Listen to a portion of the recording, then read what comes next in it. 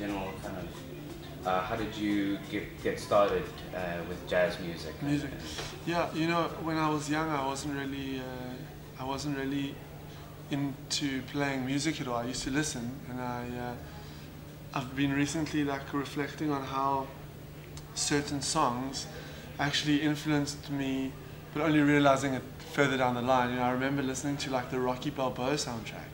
Strangely enough, Karate Kid. Remember Fame? Yeah. Breakdance. And those. Remember those like those old school movies that just had great soundtracks. You know, Billy Ocean, like the Jewel of the Nile. Those like classic songs that just. Yeah, and then you remember them. Yeah, and then when I was like 17 years old, 16, 17, I heard a saxophone player once play live for the first time, and I was totally blown away by it.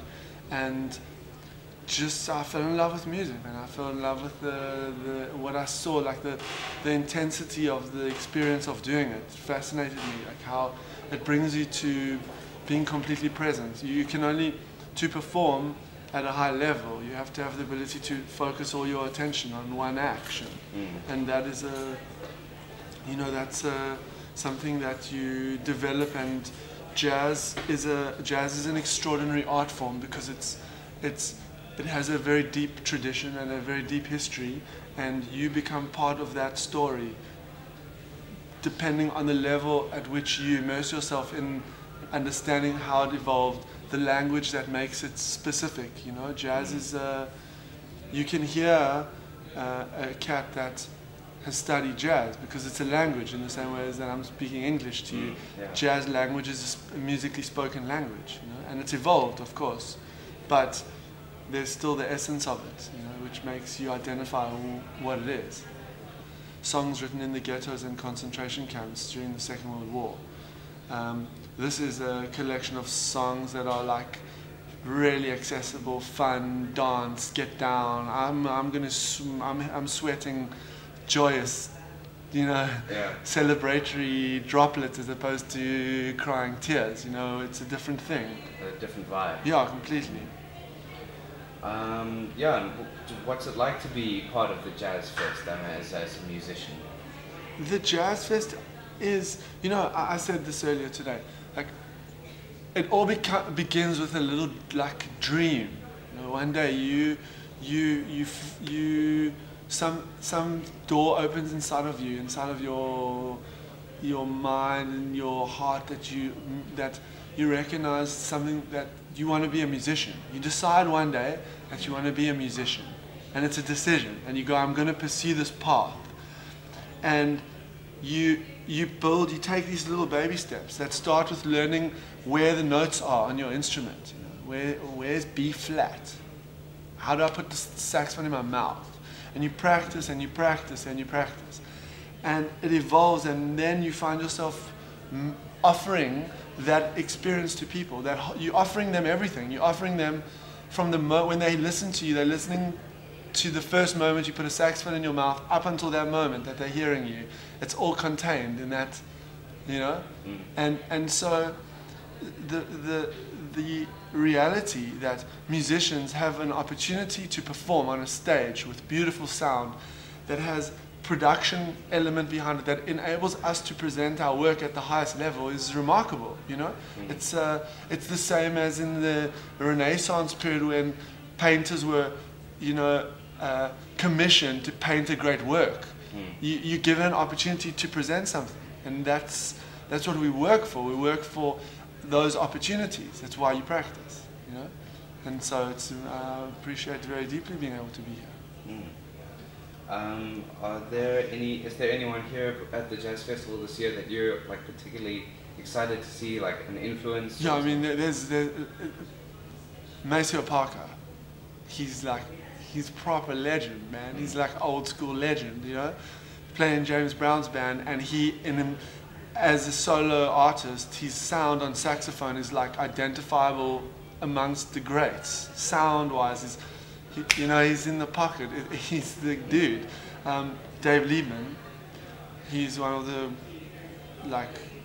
he's a legendary saxophone player. Al Foster, drummer. I always wanted to see Zap Mama live. Pete Philly. Guy's got mad skills, and he's conscious. Yeah, there's a lot of different cats. Are you planning to like network, see if you can hook up some collaborations or anything like that? You know, the one thing that I've learned over the years is that music happens when people connect on common ground. That's when you're going to have magic. That's when you're going to have something, the spark that's going to give something a life. And so if I connect with somebody on that level, then for sure. But it's always about the relationship, because from the relationship comes the music. It's like having a beautiful girlfriend, or I mean not a beautiful one, but like a beautiful relationship. Yeah. It's like the music comes from the connection, you know? Yeah. Cool. So what are, from the Jazz Festival, what are the rest of your plans for 2009? 2009. Okay, so I am going to, if I manage, without putting too much pressure on myself, to finish another album by November, called, Rus Nerwich and the Collective Imagination album. I'm going to continue composing. I've got a couple of jazz, a lot of albums sitting in my head that I need to get out, you know. I'm going to finish writing the children's book that I'm working on at the moment, which is nearly just getting there, almost finished. And I'm going to practice. I want to spend more time developing my saxophone playing, and just also growing the collective imagination, the band, touring more, connecting more with the wider audience, you know, doing it. Yeah. Yeah.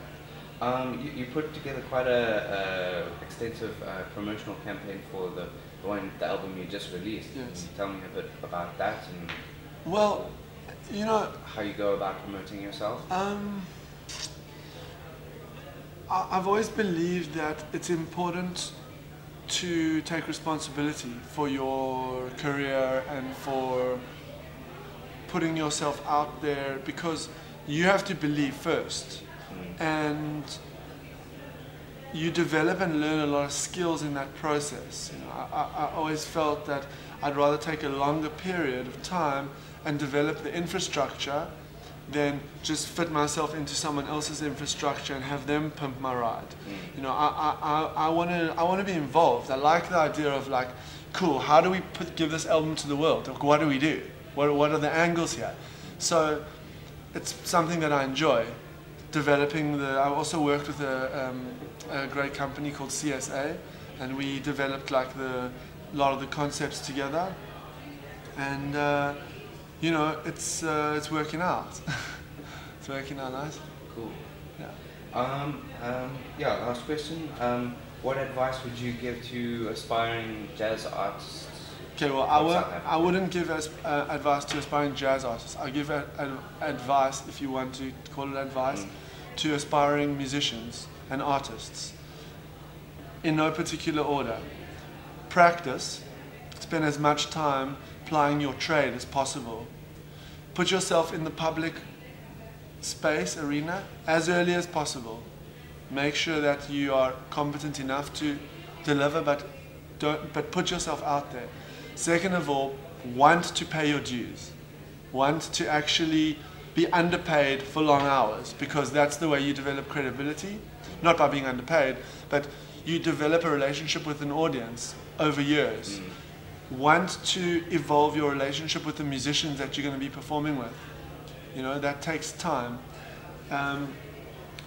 Always look at who you are and how your creative offerings can reflect who you are, because that's what's going to make what you have to say different from what anyone else has to say.